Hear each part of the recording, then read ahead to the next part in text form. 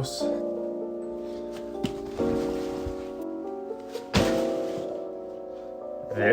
This is a ruck. And this particular ruck is what was issued to me when I was 18, when I first joined the Army at West Point. So I've had this thing for about 7 years now. Funny story, I thought I was going to turn it in when I graduated, but they said I had to keep it until I literally get out of the Army, and then I'll turn it in. So me and this thing have a few more years together. Anyway, for those of you that are unfamiliar, rucks are the primary thing that we take out to the field that carries all of our stuff. It's basically a giant backpack. See, the Army took all of the good things about like a backpack and like hiking stuff and everything like that and completely ignored it and made this thing, but that's a different topic. I will never forget the first time I ever used this thing in earnest. It was way back in Beast Barracks, and it was a super simple ruck. It was like the second or third week we were there, so I was still getting used to everything, but we were knee-deep in it at the time. We had this easy field exercise, and about halfway through, we had to ruck from one training area to this range that we were going to be shooting at. Super simple. Sounds great on paper. Carry rifle and backpack, walk literally 1 mile in the woods, arrive at range, put backpack down. I almost cried. Now, there's a lot of reasons that the first thing with this bad boy was terrible. It wasn't packed right. I wasn't used to it. It wasn't fit well to my body. I didn't really know what to expect. I was already tired from training all day. A lot of things. But the main thing was that it had too much shit in it. I brought everything that I could. I brought more uniform items than I needed. I brought everything that would keep me comfortable overnight.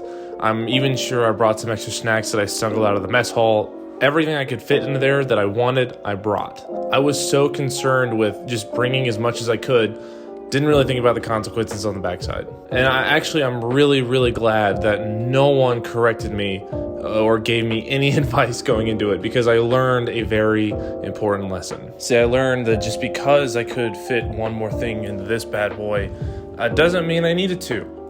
There was usefulness in not having everything. The best thing to carry was only exactly what you needed, not everything under the sun that you could fit into this thing. And, I've tried to apply that outside of the Army as well. Just because I can't afford something or I want something definitely doesn't mean that I'm going to get it or I'm going to buy it. Like, that lack of constant instant gratification, I feel like has really done me well.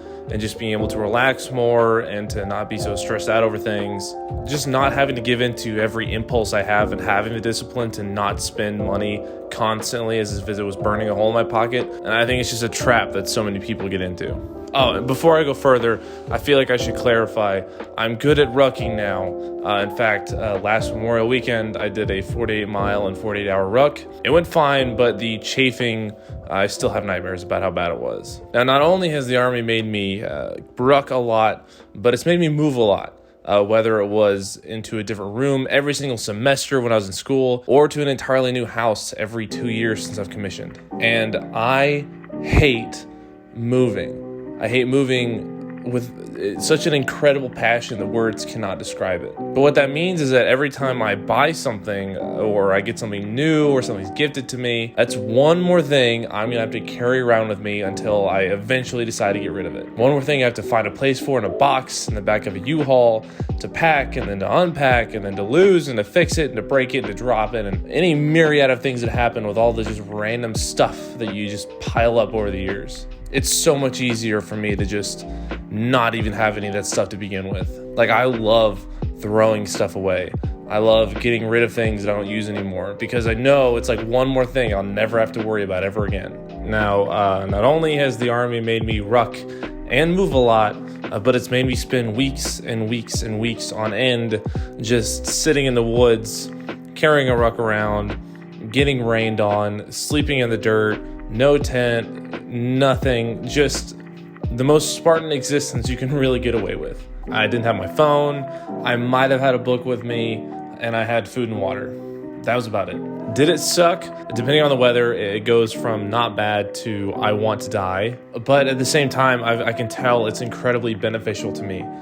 Just kind of hitting those hard resets on all the physical comforts that you come to rely on every day. I quickly learned that, I'm cold, and I'm wet, and I'm tired, and I got like maybe 3 hours of stagnated sleep last night. I'm carrying all this heavy crap around, and I don't want to be here. Despite all of that, I wasn't going to die. I knew that at the other end, I was just going to go home. Like, no matter what, no matter how shitty the weather got or how much I swore I was getting hypothermia in my feet, nothing happened.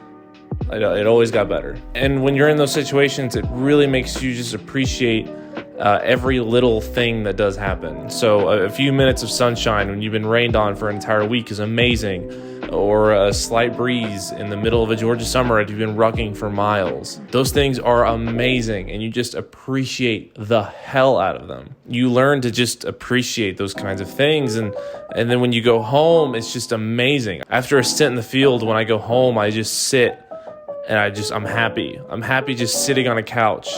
I'm happy just going to sleep in a bed or taking a shower. Just like those super simple things, I'm just thrilled. If you look at a lot of like Stoic and Buddhist philosophy, they talk a lot about reducing your wants, and the desires and your strivings for those wants are what causes a lot of the problems and suffering in life. You know, the reason that I'm miserable being cold and wet is because I keep fighting to be warm and dry, even though it's going to be raining for another 2 days, and no matter what I do, I'm going to still be cold and wet, no matter how hard I fight it, but I'm still going to fight it, and it's just going to make it all just worse and miserable. There is a strength and just resignation into just being miserable. And once you just kind of accept that, you know, you're good. Like, it doesn't matter anymore. You're not striving or fighting to be warm and dry because you're so soaked through and cold. There's nothing you can do. Even your sleeping bag is wet, and then you're fine. You're fine. You're not as miserable. Yeah, it's not comfortable. Yeah, you don't really like it, but you're not in just this horrible, depressed state where all you think about is how cold and wet you are. You're able to kind of like go back to the zero level of thinking where it just is what it is. You don't think about it anymore. It's a beautiful thing. I always tried to read Buddhist or Stoic philosophy stuff while I was in the field, if I ever had a few minutes to spare, because it dealt exactly with those kinds of things.